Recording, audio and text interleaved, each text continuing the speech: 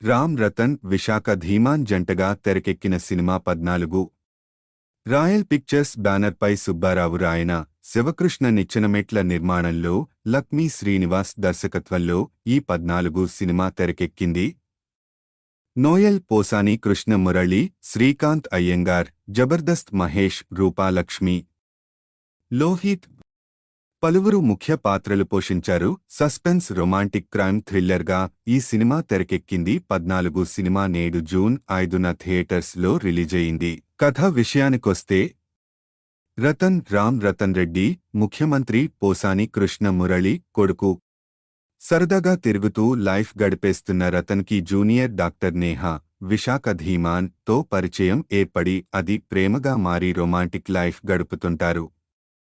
అనుకోకుండా ఓ రోజు నేహా ఫ్లాట్లో నేహా చనిపోయి ఉంటారు. పోలీసులు ఇది ఆత్మహత్యగా కేసు నమోదు చేస్తారు. అయితే జర్నలిస్ట్ సుబ్బు, శ్రీకాంత్ అయ్యంగార్ వీళ్లది ఆత్మహత్య కాదు, హత్య అని తన మిత్రులతో కలిసి ఇన్వెస్టిగేషన్ మొదలుపెడతాడు. ఇంతకీ ఆ ఇద్దరు ఎలా చనిపోయారు, ఎందుకు చనిపోయారు, పోలీసులు కేసు క్లోజ్ చేసినా జర్నలిస్ట్ ఎందుకు ఇన్వెస్టిగేషన్ చేస్తాడు, సీఎం తన కొడుకు చనిపోతే ఏం చేశాడు, డిటెక్టివ్ నోయల్ ఈ కేసులో ఏం చేశాడు తెలియాలంటే సినిమా చూడాల్సిందే. సినిమా విశ్లేషణ. ఇటీవల సస్పెన్స్ థ్రిల్లర్ సినిమాలు బాగానే నడుస్తున్నాయి.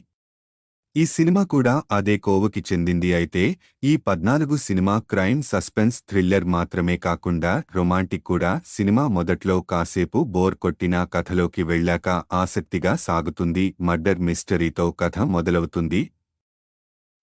హీరోయిన్స్ మధ్య రొమాంటిక్ సన్నివేశాలు బాగానే ఉన్నాయి. ఇంటర్వెల్కి కథ అయిపోయింది కదా, సెకండ్ హాఫ్లో ఇంకేమి చూపిస్తారు అనిపిస్తుంది. కానీ సెకండ్ హాఫ్లో కథని ఇంకో కోణాల్లో చూపించి మరింత ఆసక్తిగా తెరకెక్కించారు. అయితే ఈ సినిమాలో ఓ మంచి మెసేజ్ కూడా ఇచ్చారు. అప్పుడప్పుడే వయసుకు వస్తున్న యువకులు ఎలా ఉంటారు, టెక్నాలజీకి అలవాటై ఏం చేస్తున్నారు, తల్లిదండ్రులు ఇలాంటి పిల్లల పట్ల ఎలా వ్యవహరిస్తున్నారు అని ఓ మెసేజ్ కూడా పేరెంట్స్కి ఇచ్చారు. ఖచ్చితంగా ఈ సినిమా యుక్త వయసు పిల్లలు ఉన్న పేరెంట్స్ చూడాలి. ఇక సినిమాకి 14 అనే టైటిల్ ఎందుకు పెట్టారో తెలియాలంటే సినిమా చూడాల్సిందే. నటీనటుల పర్ఫార్మెన్స్. కొత్త హీరో రతన్ పర్వాలేదనిపించాడు. విశాఖ రొమాంటిక్ సన్నివేశాల్లో బాగానే నటించి అందాలు ఆరబోసింది.